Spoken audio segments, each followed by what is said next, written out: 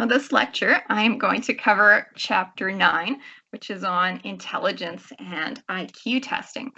IQ testing is one of psychology's greatest contributions to science. It's one of its greatest and most dangerous contributions to society. And there's a lot of controversy in the idea of intelligence and what it is and how we test it. But there's also some consensus as well, right? There's things that we agree on. Psychologists have not agreed on one precise definition of intelligence. A psychologist with the rather amusing last name Boring made a joke that intelligence is whatever we're measuring on the intelligence test. But even though there's controversy about the definition, we all know that there are differences between people in intellectual ability. Okay, somebody smarter wouldn't maybe have mixed up the order of the chapters like I just did. And we can look within groups, within your own friends and family, and say, oh, you think that some people are smarter than others, even though they don't have an exact definition of what we mean by smart. And you might wonder, let's say you know somebody who's really smart. Sheldon Cooper is supposed to be really smart. Are they good at everything? Or are they really good at certain things?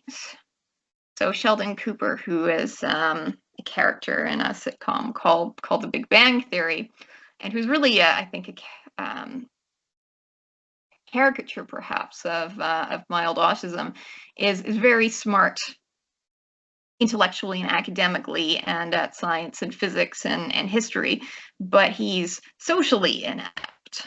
So how can somebody that is so smart be so unskilled in these other ways? We might wonder, is intelligence one thing, or is it like multiple things? Or could it even be true that it's both? Could there be one general factor of intelligence and then also sub-factors? So let's say that Sheldon Cooper is not very adept socially.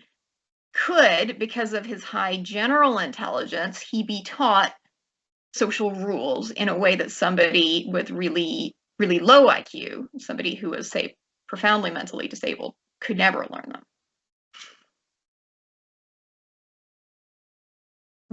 At the beginning of the class, we watched a video about hunter-gatherers, and in that video, a Western interviewer goes and asks these hunter-gatherers big existential questions about life. And he's able to answer the question and converse, but it's in very simple terms, right? His answers are very concrete. They're very practical.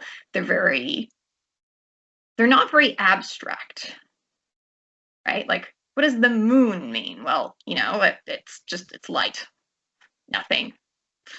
And he's often distracted and looking around in his environment, listening for the baboons instead of getting into the deep philosophical conversation. Well, imagine if you gave him an intelligence test.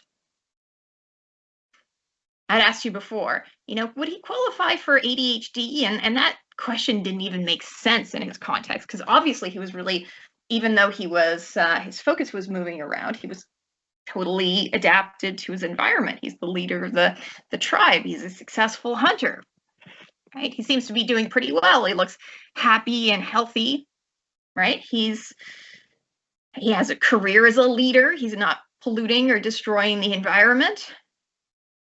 Yet, if you were to give him a standard IQ test, he might come up as having a very, very low score. In fact, what if he can't read or write? Could you even give him the test? He's never been in a classroom.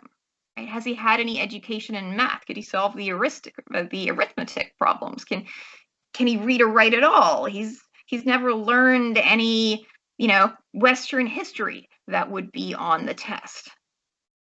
So if you gave an IQ test, a standardized IQ test to folks like that, it would come up showing very low scores if he could use the test at all. And yet, is he mentally disabled? And like, obviously not, right? This is somebody who actually, looks quite bright and is doing well. So is there some way that the test isn't working? At least, or could the test be biased against folks like him? There are so many definitions of intelligence. So we learned that there isn't just one definition of intelligence. But what are the definitions that are out there? So I went out and looked them up and collected them. And let's look at a few. Binet, who was a famous psychologist from sort of 20th century France, said it was judgment, prudence, the capacity to adapt oneself to one's circumstances. Wechsler, who is the author of one of the most famous intelligence tests, said that it's your global capacity to act purposefully, to think rationally, to deal effectively with your environment. Humphreys said it's about acquiring information, storing it, retrieving it, working with it, and then being able to use it in a new context.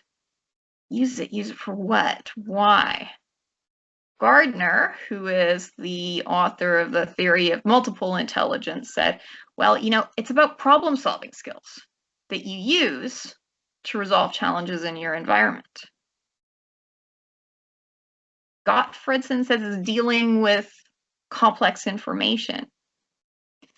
Sternberg, who's another famous IQ theorist, and his colleague William Salter said that it's about goal-directed adaptive behavior.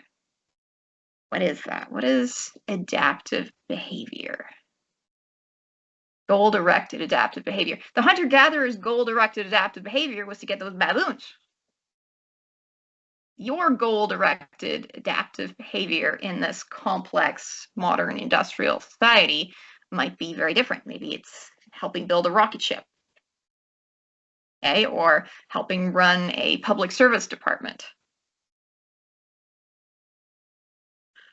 Another definition says that it's about thinking, using your thinking, changing your thinking, in order to adapt to changing demands, whatever those are.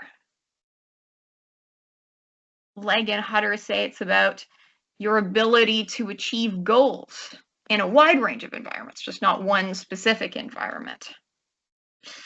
And then one of my favorites, because it's communicated in symbols, says that your intelligence is a force that acts to maximize your future freedom of action, your future potential. It keeps your options open. There's some strength, there's some mental energy, okay? And you're making decisions about a range of possible futures, and you want to make the best decision. These are all coming down to kind of the same thing. It's always about adaptation. So that's kind of the name of the game in psychology. In biology, we want organisms to adapt to their environments to survive and thrive. And fundamentally, there's a model of adaptation in psychology that says it's about your readiness to use your resources in order to respond to challenges in ways that achieve your desired results. It's not enough to just like have resources to have a successful outcome. Money is a resource, but you could use your money foolishly. There are many rich and famous celebrities who have tons of resources, and then they, go spend it on drugs and have a poor outcome at the end. So it's not enough to have resources. You also need to know how to use them effectively in your environment. So that is ultimately an intelligence question. There are other things besides adaptability that are key to different definitions of intelligence. They all have something about knowledge in them. They all have something about ability to learn in them, ability to retain information. So learning and memory are in there. And some people would say that's about more than that, more than just, getting good outcomes for yourself. Maybe it could be about getting good outcomes for your community. So are we so much smarter than that hunter-gatherer if we are, destroying and polluting the environment that we're in, that we're having wars? Maybe they're smarter than us in some bigger way, despite doing poorly on our intelligence tests. Ultimately, intelligence refers to a highly socially valued characteristic. If somebody tells you that you're not smart, or you're unintelligent, or you're dumb, that's an insult, right? Think of words that have been used scientifically to describe people with low IQs. Right? Words like moron and imbecile. Those have become playground insults. So people want to be perceived as intelligence, and the idea of intelligence can be used to justify social position. Maybe the people who are in charge of society are in charge because they're smarter.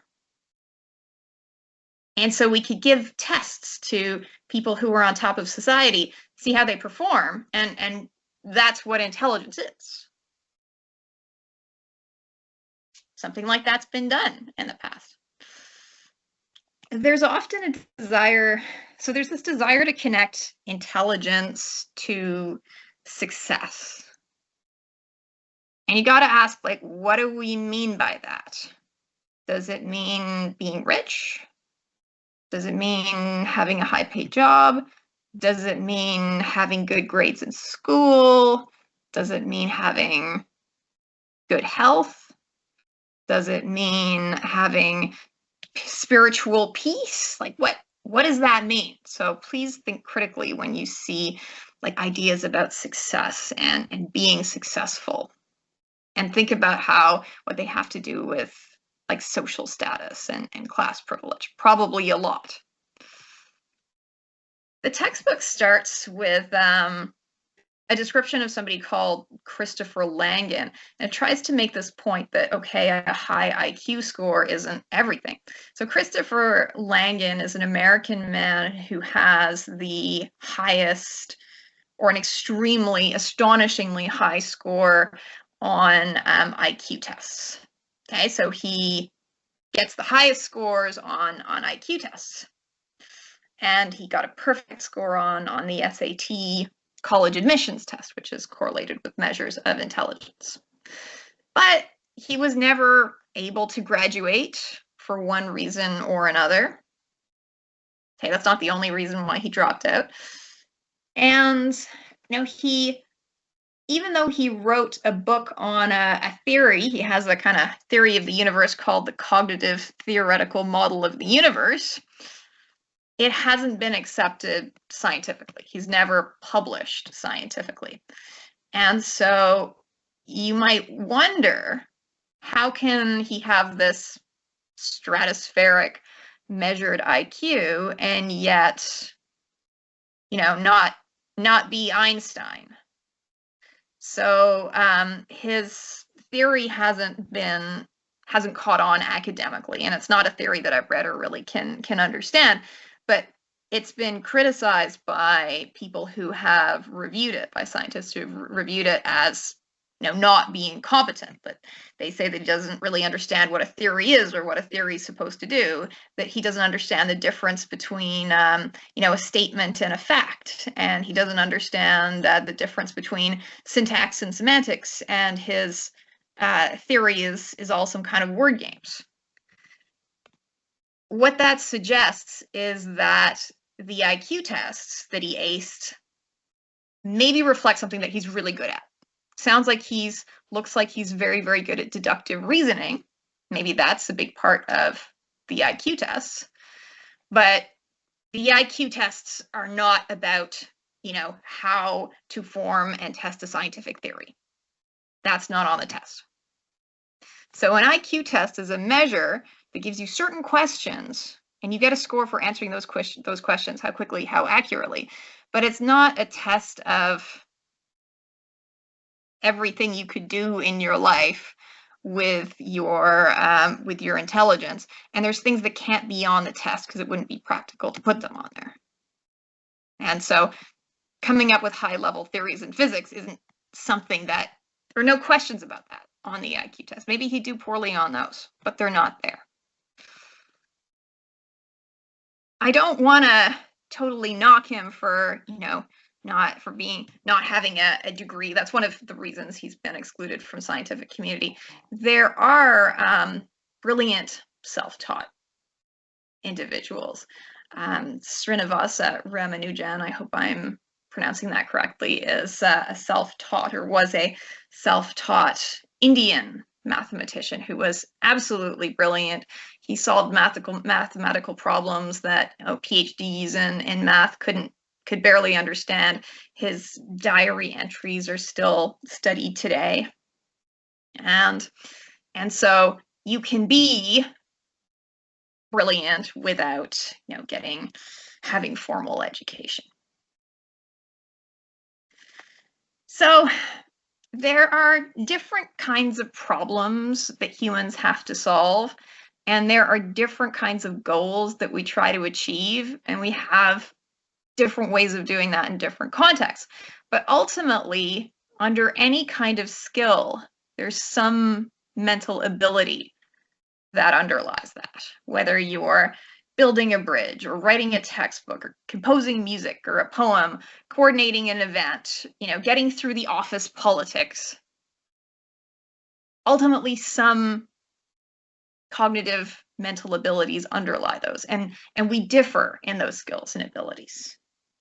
But it's hard to know and to really quantify and say, what are they and how to measure them and measure them well.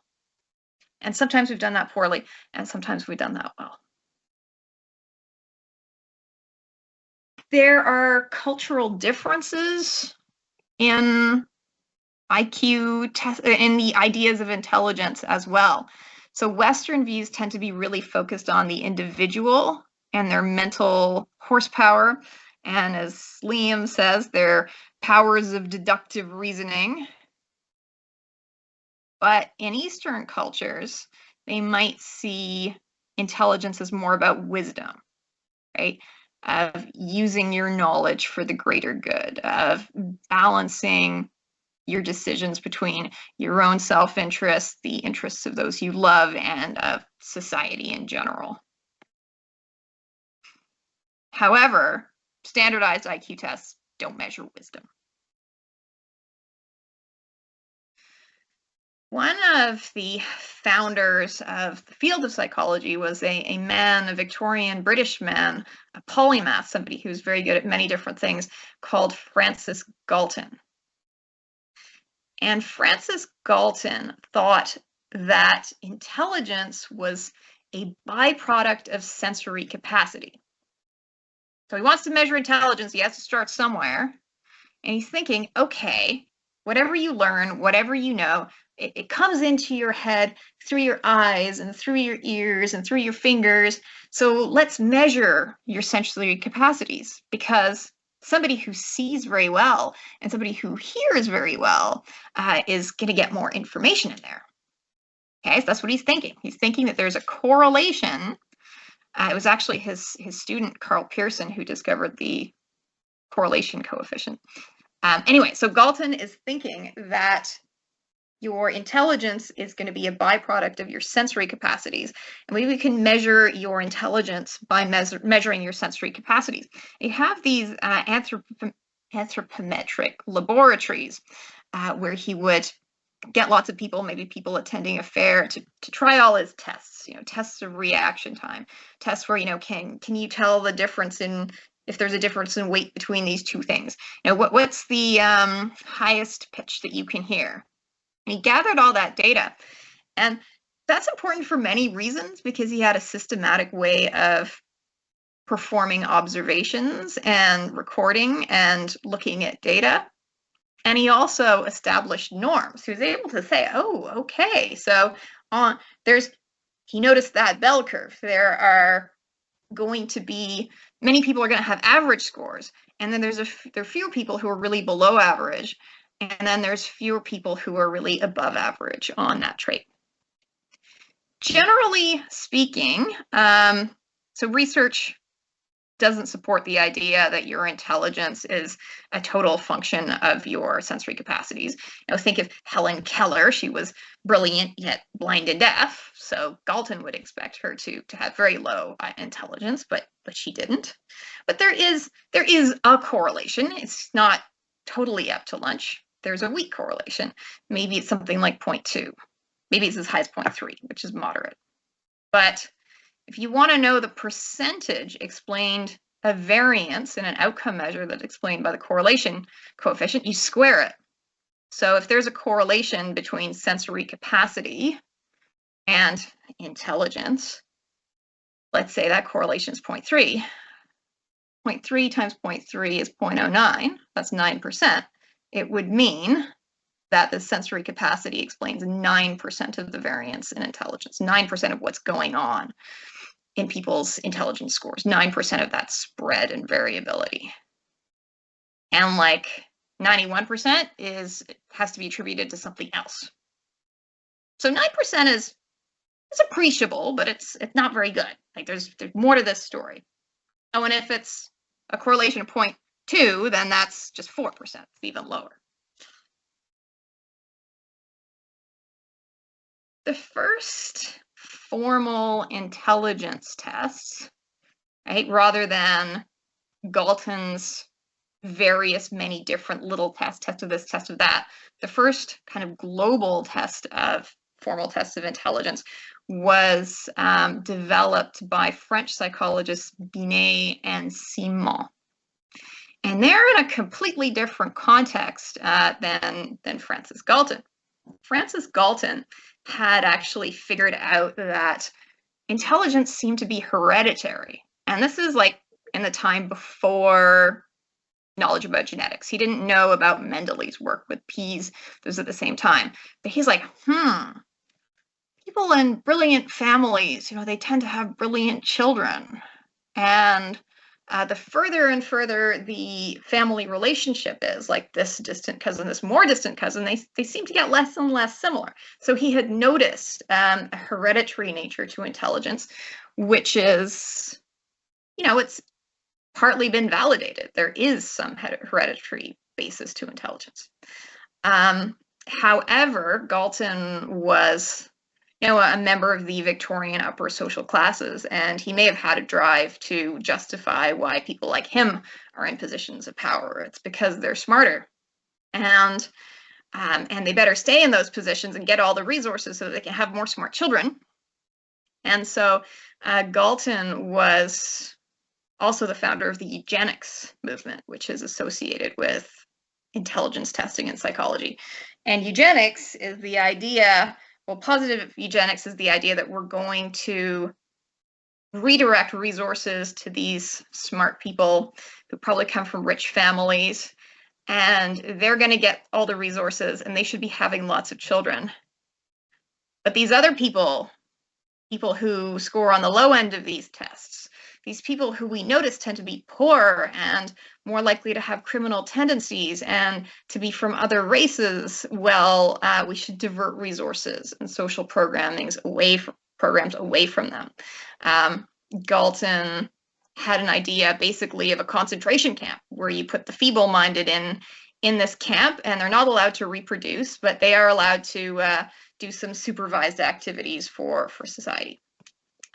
Galton's work inspired the Nazis. So a lot of harm came out of this.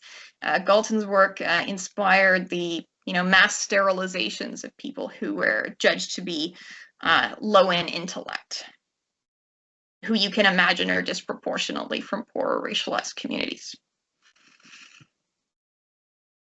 All right, well, Binet and Simon actually had a pretty different context to why they were doing the work they were doing.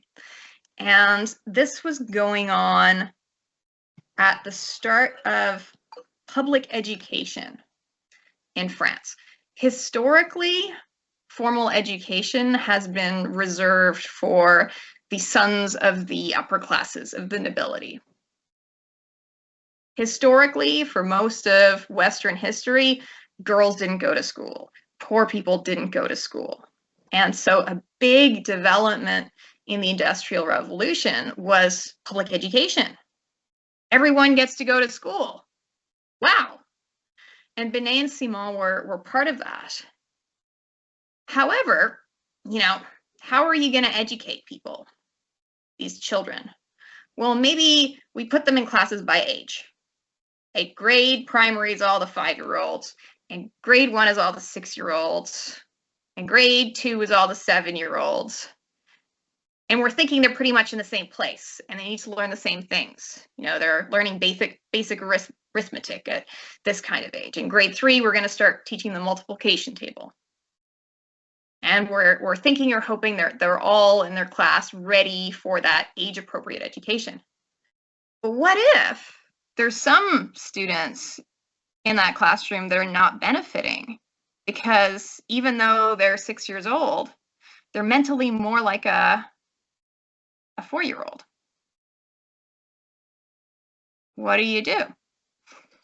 Their goal was to have a test that would identify those students so that they could be provided with remedial education.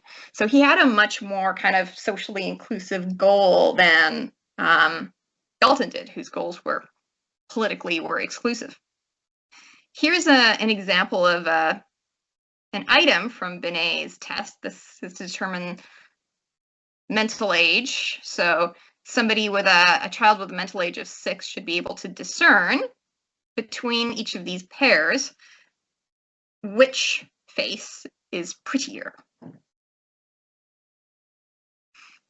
This one's prettier and that one's uglier, right? You can still see how like baked in value judgments this is, because pretty and ugly are, you know, value judgments we make about women, and they often come from a kind of young, from a heterosexual male gaze, basically. At what age are you able to discern where that gaze would fall? This is still about abstract ideas. Pretty and ugly are abstract concepts. And so intelligence has something to do with the capacity to understand theoretical concepts, and to think abstractly. Your cat has the ability to perceive a ball and chase the ball. And if the ball or the toy goes underneath the couch and your cat can't see it anymore, the cat still knows it's there, which is like why it runs around to the back of the couch and tries sticking its paws under. It has a mental representation of, let's say, the mouse or whatever it was. But you have something more. You have an abstract concept of toy. Your cat doesn't have a concept of toy. It may not have a concept of ball as sphere. It just knows what's in front of it in its environment. But our intelligence has something to do with this higher level cognitions, this more abstract thinking, understanding abstract concepts. There's something that researchers have noticed, and it's that there are positive correlations among all the items on IQ tests. If you're good at this, people who score higher on this math item also tend to score higher on this verbal item. If you're good at one mental test, you tend to also be good at another. So is there something that underlies that? Is there some one general factor of intelligence that is like mental horsepower? That's the idea of G. But then we can also observe that there are identifiably different mental functions. And so Cattell and Horn theorized that there's two factors. The G could have two factors, fluid intelligence and crystallized intelligence. Fluid intelligence is, well, it's summarized here. It's about your global capacity to reason, how quickly you can learn new things, and can you then apply what you learned to new problems right there on the spot. You haven't seen this puzzle before, go solve it. That's fluid intelligence. Crystallized intelligence is all like the kind of the facts that you've learned, right? In grade 3, you learned what all the capitals were for the different countries, and you learned what flags went with them. Okay, that kind of experience, fact-based learning becomes part of your crystallized intelligence. So let's say I give you a new puzzle and you solve it. That's fluid intelligence. And maybe you're kind of slow at it, but then you know how to do it. And then when you have to explain it to somebody else, you're really quick at it. And that's what happened to me here. So that's what happened to me when I was looking at tests of fluid intelligence. And I don't think my fluid intelligence is really that high. And it'd take me a while to figure it out. But then once I figured it out, it made sense and I could explain it because it went into my crystallized. It became a matter of my crystallized knowledge at that point. So here's an example of a test of nonverbal fluid intelligence. And often these tests are based on like noticing patterns. And arguably, this is a more culture fair kind of measure of intelligence because you could show this to the hunter-gatherer. Okay, but the hunter-gatherer would have a lot harder time with the test of crystallized intelligence, right? In the periodic table of elements, the elements are ordered by, well, he's never had a chemistry class and doesn't know what an element is or what the periodic table is. So the one on top could be a more culture fair measure, but it's a different measure, okay? The hunter-gatherer also has crystallized intelligence, all the facts he knows about hunting and the different kinds of animals and the noises they make and what they do and how you catch them. So if there could be a relationship between fluid intelligence and crystallized intelligence, such that if you had higher fluid intelligence, it's like you have more information coming in, you're solving more problems, you're adding to that crystallized intelligence faster, and maybe you'll end up with a larger crystallized intelligence. So it's as if you had, think of water in a bathtub. If you had higher fluid intelligence, it's like you have a stronger stream of water. You've turned it up all the way and the bathtub is filling up faster. Versus if somebody had lower fluid intelligence, it's like there's just the bathtub is just dripping. It would take a longer time for them to fill up the bath. And so they would have lower crystallized intelligence. Because it's associated with learning and memory, crystallized intelligence actually increases as we age. However, fluid intelligence decreases as we age. It peaks in young adulthood, right? It peaks in maybe early mid-20s.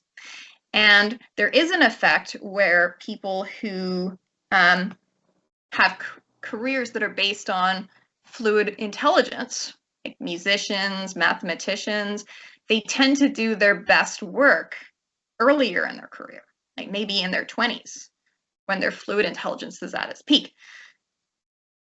People who have careers that are based more on crystallized intelligence, right? Like history professors, sociologists, they tend to do their best work later in life, like maybe in their 50s, after they've learned a lot.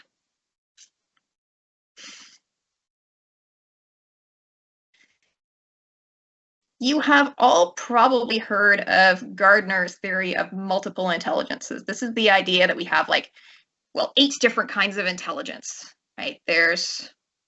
He says there isn't one kind of intelligence. There's 8 or 9 different kinds of intelligences, and they're all different ways of thinking about the world. And he gave an example or a justification. This is the idea of autistic savants. There are people with autism who might have a low general IQ, but yet be just totally brilliant at something. And he's like, how can that happen? Maybe it's because there's multiple intelligences. An example is there's an artist in the United Kingdom who is mentally disabled, but he can just look at something. Like he'd go up in a helicopter, look down at a city, and then draw it out in elaborate detail after seeing it once.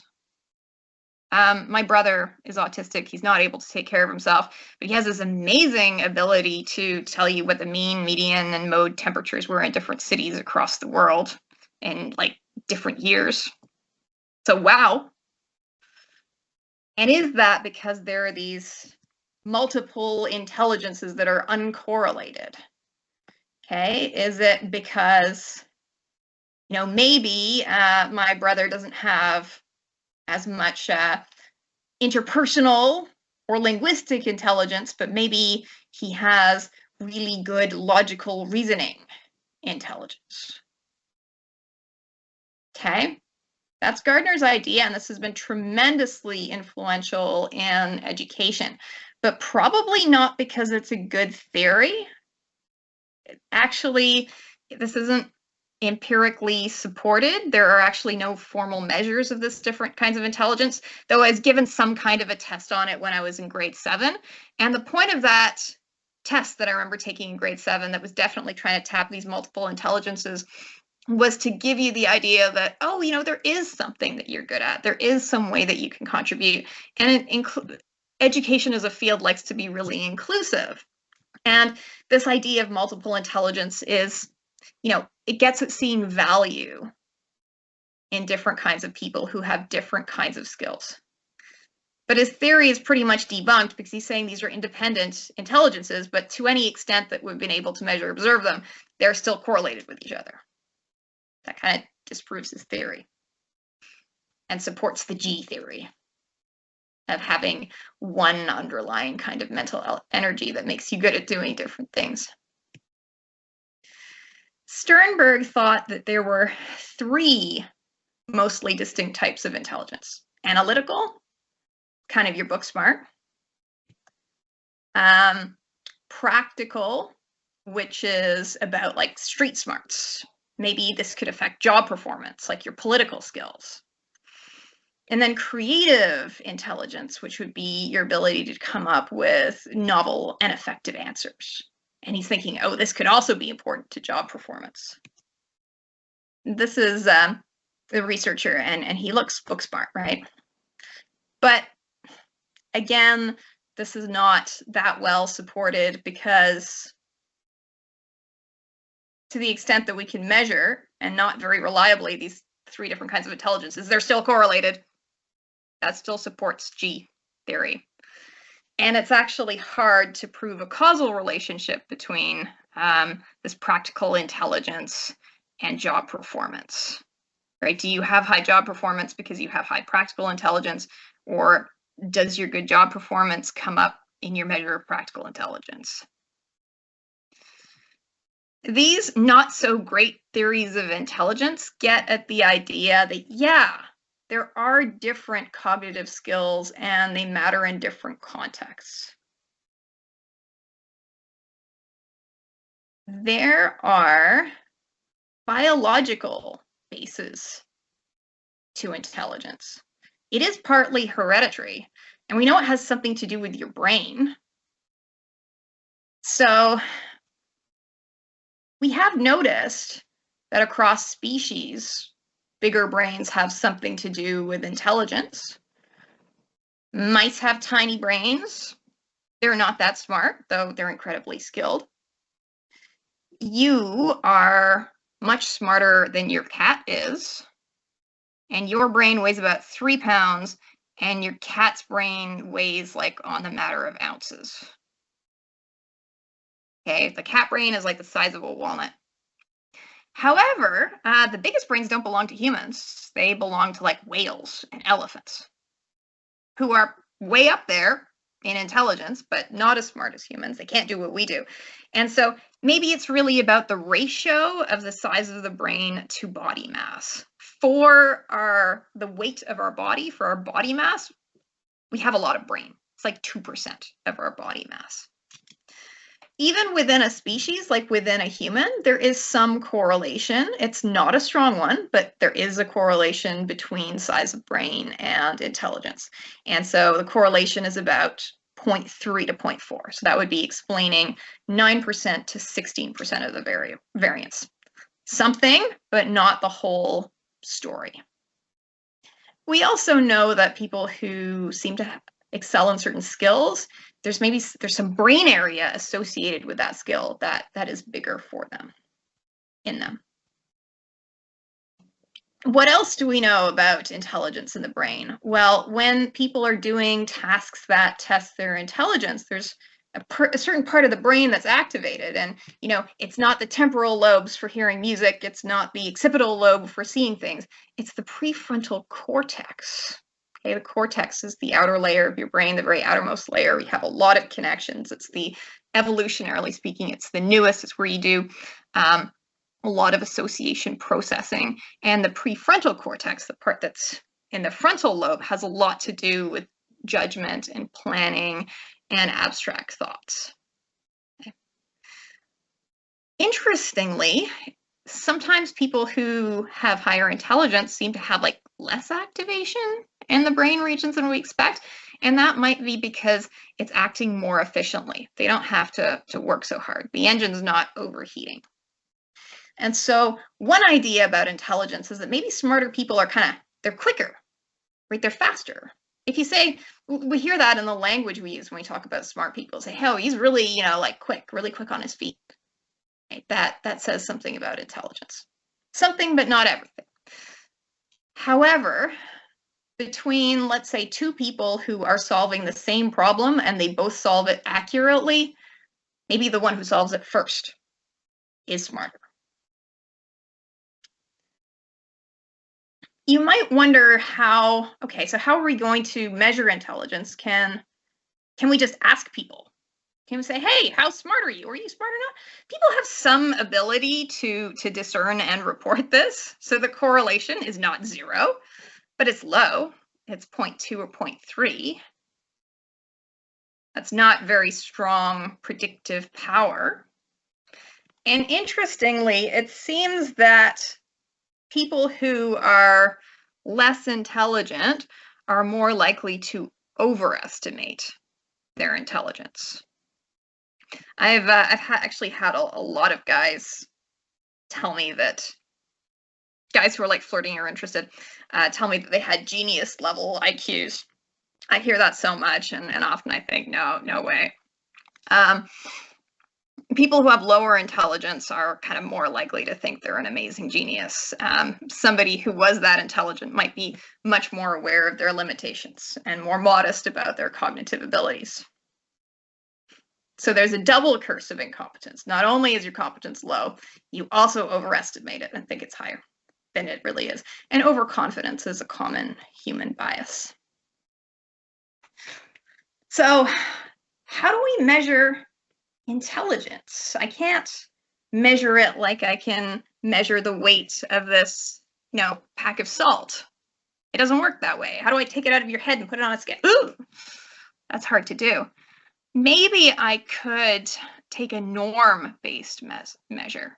Okay? Maybe I could say your intelligence is average for people of your age in your group. That's not an absolute amount of intelligence, but it is telling you something about rank. And this is what we do with the intelligence test. An IQ of 100 doesn't mean anything in particular. It just means whatever the average is.